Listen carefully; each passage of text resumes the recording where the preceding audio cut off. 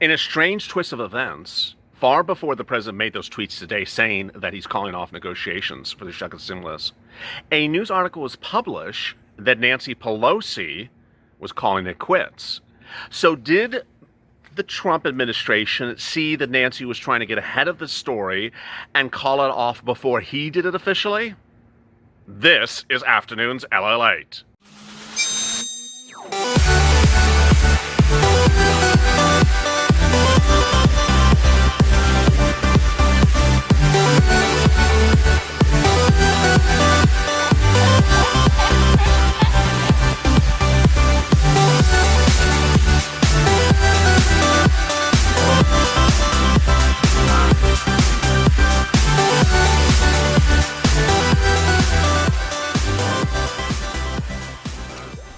Hey, good afternoon, everybody. This is Hazard Pay and big updates and continuations of the video before this on check. This is a continuing coverage of the shocking developments today, but the ability to get you money, and I'm getting you money in this video. Go to the Finance channel and subscribe. And, this is the time to be part of the Purple Power community because we're stepping up, we're helping one another, and we're trying to get the money in our hands that we're entitled to. Also, like this video. What I wanted to continue from the video from before this one is the following. It's ironic that President Trump made these tweets this afternoon calling for an end to the second stimulus negotiations with Nancy Pelosi, because earlier in the day, an article surfaced online that a nice viewer, a member of the Purple Power family, sent me a copy of it. And when I read it, I was like, what are you talking about? Not the viewer, but the article. The article said, "Wheels up, off to California. After adjourning the House until after Election Day, it's a shameful display of partisanship in the week of our recovery from coronavirus. Rather than help small businesses continue to access unused funds from the Paycheck Protection Program, Speaker Nancy Pelosi is willing to block reasonable efforts all in the name of politics. She does not want to risk President Trump and congressional Republicans getting an ounce of credit in the final weeks of this election." What the article goes on to talk about is that the stimulus negotiations had ended because of Nancy Pelosi. This was hours before the president's tweets came out. And when I saw the article, I was like, did Nancy call something off? Needless to say, I quickly searched everywhere. No other news reports anywhere. And so what may have happened, ostensibly, is that Nancy Pelosi was about to call the end to the negotiations and blame it upon Donald Trump. In my heart of hearts, here comes opinion, because I'm separating opinion from fact. In my heart of hearts, I do believe that Nancy Pelosi was about to call off the stimulus negotiations, that this is a planted story, that an insider basically had heard that Nancy Pelosi was about to call it off. This comes after a very unusual arch from Nancy Pelosi in a few days. On Friday, she said the deal was imminent. On Friday, she said, I'm very optimistic. These are words that she used. These exact verbatim words, optimistic and imminent. She also told the airlines, hold off on firing anyone. We're going to get a deal done quickly and right away. By Sunday, she said she was still hopeful, and the situation was progressing. By Monday, Ted Lieu said that the parties, who's a representative here in California, he said that the parties were close. And I detailed that on Mornings LALATE and 28, our new show. But somewhere between Monday and today, Nancy went very pessimistic. What I'm telling you now as opinion coming up right now is that I think that the president really had a big problem with someone's statements today, and those were Jerome Powell. This president has never particularly liked Jerome Powell, head of the Federal Reserve, who ultimately is not supposed to be a partisan body. And Jerome Powell said, we need stimulus. He said that this economy will not continue as it is without another round of stimulus, and that the economy is not improving in the rate in which it should, that the economy is sort of it is starting to improve, but the growth of improvement is very slow. This is something President Trump doesn't want you to hear. This is something that he does not want you to hear. And the comments were so clearly stated that they were covered everywhere. So for a person who just got out of the hospital, who's trying to get a win on the re-election, and hears that the major source of economic information across the country, Jerome Powell, head of the Federal Reserve, says the economy is not in a V-shaped recovery, we're not rebounding that quickly, we're not doing that well, may have really pissed him off. And so ultimately, the negotiations are done. Now, at the 5-minute mark of this video, as promised, how are we going to focus now on getting money? How are we going to refocus on getting money? How are we going to refocus our attention on getting the money we're entitled to, money that's out there, money that we're still entitled to, and money going forward? The call to action detailed in the video before this is continued in this video as well. 3 different efforts. 1. The first effort you started before I even pressed record. You started the minute the president sent out those tweets. Purple power, executive orders. You need to make it very clear to this president, you give us executive orders or you're gone. It's purple power or the moving truck, U-Haul. Call U-Haul. Us stimulus, you're U-Haul or you U-Haul. I mean, it's as simple as that. You don't give a stimulus, you're gone. I mean, why would anyone re-elect a president who gives a false narrative that you're doing so well and that you're so well off and you're doing incredibly great because of this economy? When you look at your bank account, you're like, I'm not doing really well. What are you talking about? What are you talking about? Ultimately, you can't sell a fake narrative to people who don't have money, who have lost the money because of the pandemic and have not been helped by this federal government. So, purple power, executive orders, absolutely, categorically, we're going to continue that. But the other new refocus of the purple power, the call to action established just today in the video right before this, is the purple power delegations. We need purple power delegations, a representative in every respective state who steps up and suddenly wishes and helps other viewers. Where are the elements of help that are needed right now, right this minute? They are helping viewers who aren't particularly tech savvy with the computer or the internet in locating those grants that are being announced in local jurisdictions across the country. Waco, Texas. Waco, Texas announces a grant program for rent. Okay. How do we know that? If you missed the local news that day, you didn't know about it. How do we know that there was a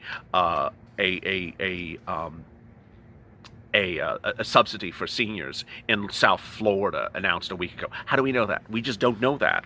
And how would they know that? Well, some people are good with the computer. Some are not. Some are good with the cell phone. Some are not. And ultimately, we need people to help find this money. The money that I'm identifying has been the topic of this channel for several weeks. $150 billion of CARES Act 1. This is money that's still sitting around, that has not been used. And money is being designated to citizens for hazard pay. That's the subject of this video. This is not the first time I've said it. This is not the first time I've indicated at all. What's different today is that we really need people to start helping one another. So for example, when I had said yesterday in yesterday's hazard pay video that go to Google News, look for on Google News any grant programs for hazard pay, any grant programs for rent and food and similar that, and look, and if they're not there, go back the next day because they're being announced right now. This $150 billion that is use or lose. They have to either use the money or return it. When I say that, ultimately what happens is I still get some DMs. I still get some private messages. Say, I don't know how to do that. I don't know how to look it up. Can you help me find it? Unfortunately, as one person who has 40,000 comments a day between social media and this channel and everywhere else, I can't possibly look up grants for every single person.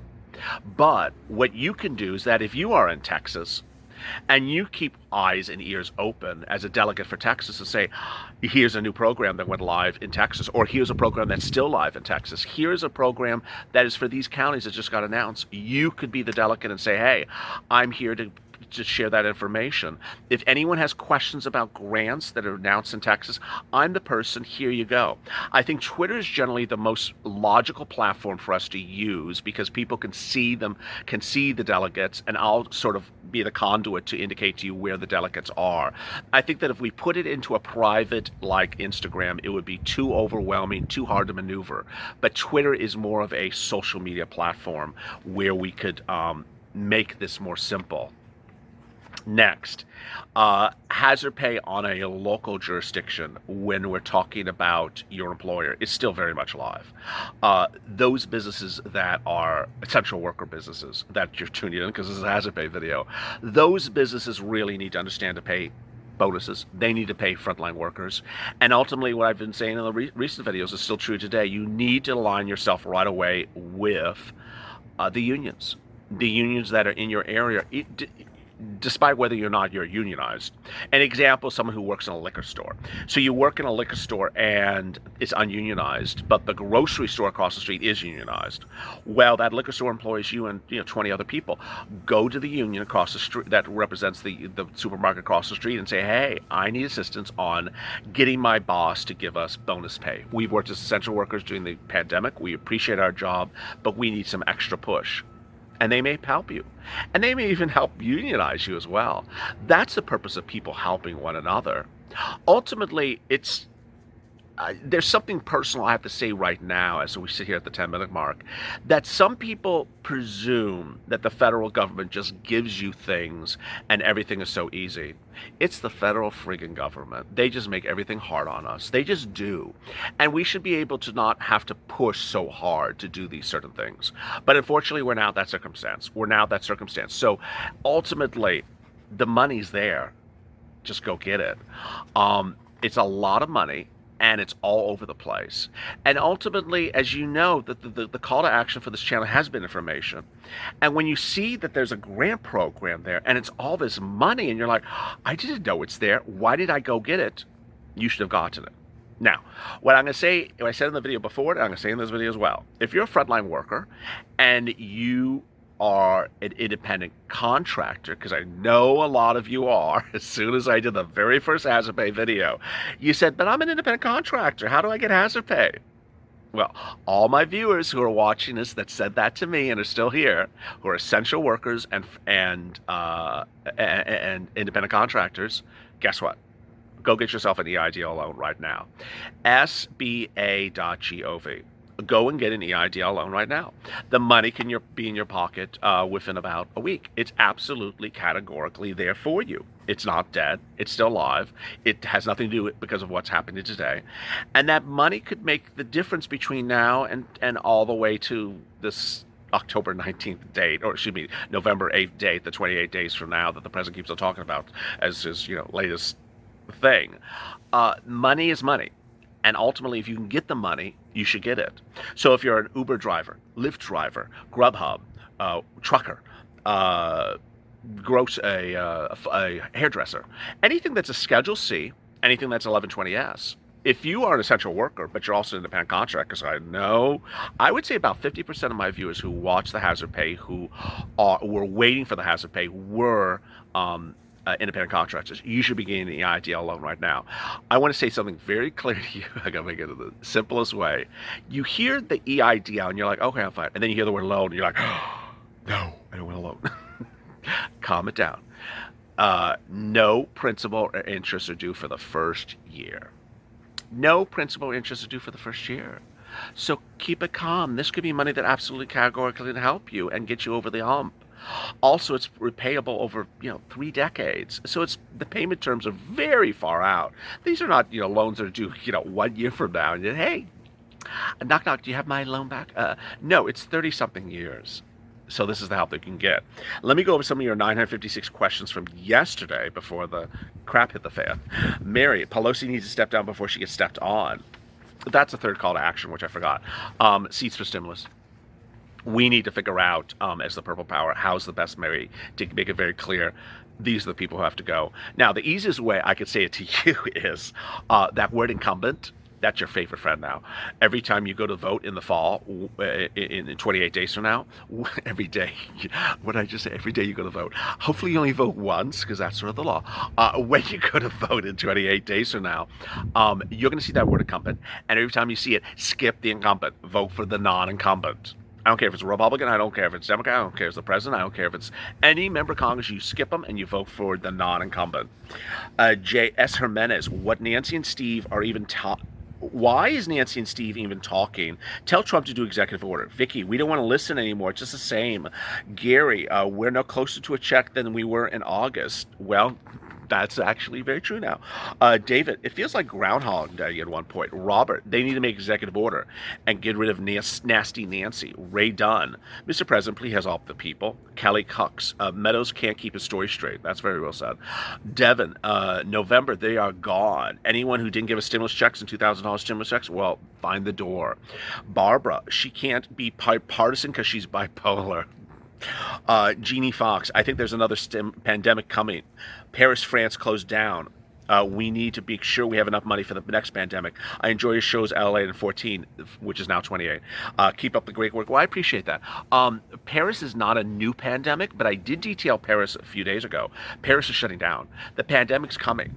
Well, not this. The pandemic's is rebounding, is getting very vicious again in the United States. So what Jean said is absolutely correct. Jean Fox, Tracy Clemens. The view is that they view us like dogs sitting on the floor under a table waiting for human eating a prime rib for dinner.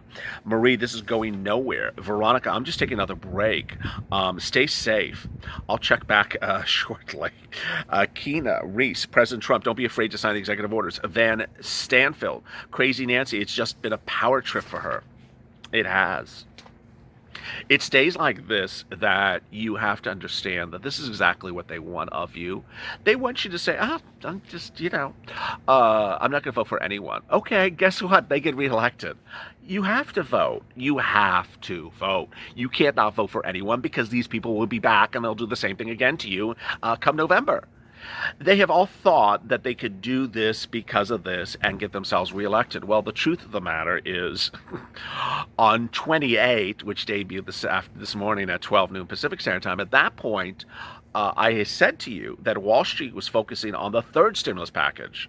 Yes, that the second one is going to take care of in October what was not taken care of in July to September, but that the third stimulus package is needed right around the corner in November.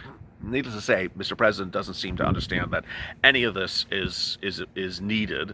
He thinks that everything's so wonderful, and it's not. Jerome Powell basically co-signed the concept of third stimulus this morning, saying, we need another stimulus package starting in November to carry us to February. And that's presuming that the pandemic sort of is done by February.